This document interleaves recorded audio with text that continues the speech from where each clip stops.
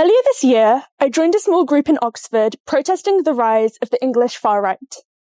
Soon enough, a counter-protest formed on the other side of the street. Both sides were chanting, and as the words they were using got louder, more crude, intimidating, and aggressive, their two worlds seemed to shift and drift further and further apart, although there was barely enough physical space between them for the buses to get past. It was a microcosm of today's society, divided and polarized. Our political orientations often make up a huge part of our identity. Challenging them is an attack on who we are. As a result, people are less likely to interact with the other side. What does this mean for our future? How are we going to communicate if we cannot first interact productively and calmly? We can learn languages. You might ask, what does language learning have to do with politics? After all, political tensions occur within linguistic groups. But language learning can help prevent polarization for reasons much more varied and nuanced than simply allowing us to communicate with somebody we don't share a mother tongue with. One of the main drivers of political polarization is misinformation, which involves the uncritical consumption of news from a single and biased source. This is the exact opposite of what you have to do to learn a language well. Use a variety of resources to understand which words and grammar are appropriate in which contexts. Not doing this can result in major miscommunications. I'm learning Korean, and Korean pronouns don't work the same way as English ones. A direct spoken translation of him or her doesn't really exist. However, when watching a K-drama where characters refer to one another as kudom, which was translated as him in the English subtitles, I began to use this to mean the same thing as him or her in English. It wasn't until later I discovered this word was pejorative, and every time I had used it about somebody, I had insulted them. Don't get me wrong, K-dramas are an amazing way of acquiring vocabulary.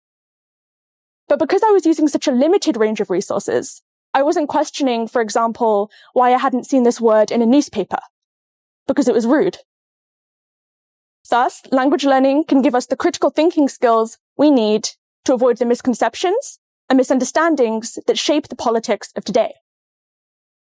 Confirmation bias also plays a big role in allowing people to become polarized. Confirmation bias is our tendency to seek information and interact with individuals who just reinforce our pre-existing beliefs. However, learning a language necessarily involves acknowledging and respecting other perspectives. In English-speaking countries like the UK, the family name goes last and your given name goes first, reflecting the individualist culture.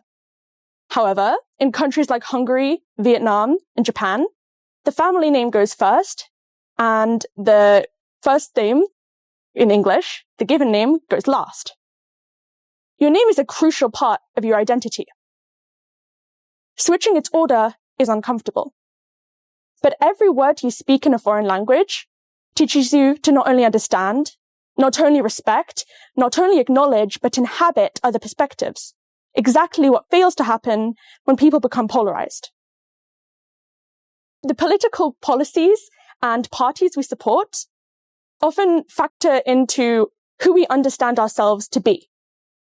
Another crucial part of our identity is our mother tongue. And learning another language challenges certain things it teaches us to take for granted. Could I ask you to point to the future for me? As an English speaker, I would point in front of me. Phrases like the time ahead have taught me to visualize the past is behind me and the future right here. But this is not universal. A Quechua speaker would likely point behind them, as in this language, the word for behind is the same as the word for future. Rewiring assumptions about, in this case, the direction of time teaches us to become more flexible about our linguistic identity. This is a first step towards responding more objectively when it's our political identities that are being challenged. The importance of language learning is being devalued. People see the rise of English as a lingua franca. They see the efficiency of AI translators as opposed to the inefficiency of language education in schools. And they think, what's the point? At the same time, our society is dividing. Language learning can help us. Language learning can help us gain empathy, stop seeing things that are different as a threat, and understand our own culture and language as foreign. These are the skills that will allow us to act as mediators between polarized groups and to counter the adoption of extremist views. Language learning gives us the new perspectives, priorities, and nuances that we need if we truly hope to shape a future, compassionate and constructive communication. Thank you.